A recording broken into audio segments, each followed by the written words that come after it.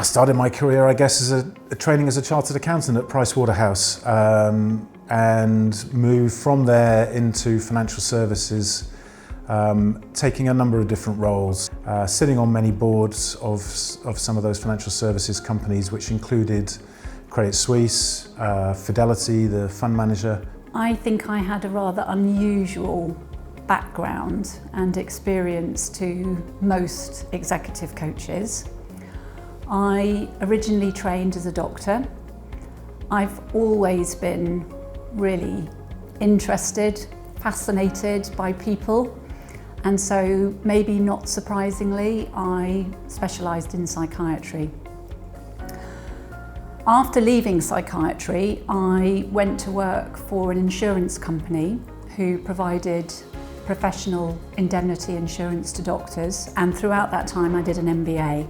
And that really opened my eyes up to the world of coaching and also business. Before I became a professional coach, I worked in the city for many years for companies like Bloomberg and Thomson Reuters, mainly in strategic marketing jobs where I'd be heading up teams of people. And from time to time, I'd be sent on leadership development programs all over the world, and what I most enjoyed about those was looking at the people on the stage. So I thought I'd like to be one of those. So I did actually change careers and become one. And around about 10 years ago, I realised that within that work, a lot of the senior people that I was doing the training for were primarily from technical backgrounds, and what they really struggled with was relating to other people well, influencing them and getting them to follow them.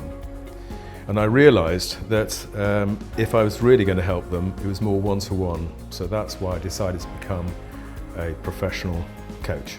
Before I became an executive coach, I had a career in economics and finance. I started life as an economist on the banking side of things. So I was at Goldman Sachs in equity sales. I then moved over. I wanted to get onto the more strategic side of business, and so I moved into consulting within a strategy department. I then had the opportunity to start an economics team at KPMG. So I became a young leader at KPMG. I did a few other roles there before I then moved to London Business School. And most of my corporate career was with NatWest, corporate banking. I looked after mid and large corporate entities in the UK and some international, and my relationships were with the CEO and the CFO. So a lot of our conversations were strategic about where the direction of the company was going, and my job as the banker was to look at the sort of suite of the bank solutions and what we could do to help that business grow. I started out working for the government in defence and security, but moved into KPMG in the 90s, and I was on the consulting side of that business and made partner there in about 2000. And I was a partner there for 15 years. But right at the end of my time at KPMG, I got really interested in coaching when they trained us to become peer-to-peer coaches. And I followed that path into the wonderful world of executive coaching. And my last corporate role was the head of coaching for the corporate and commercial bank. So I was responsible for 1,200 leaders across London, including Coutts, our private wealth business, asset finance and corporate, and had a team of coaches. And our job was to make sure the executives had what they needed in order to deliver the big mandate that NatWest had to deliver and deliver well for clients. So that's where I got a good grip of leadership, behaviour change, operating in that executive environment, and working with my team of coaches to cover execs through to middle management.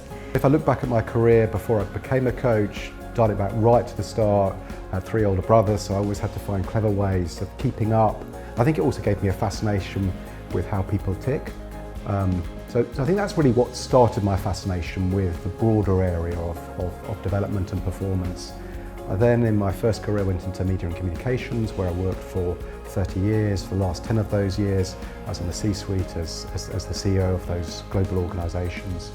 And that's really that was the springboard which led me to coaching.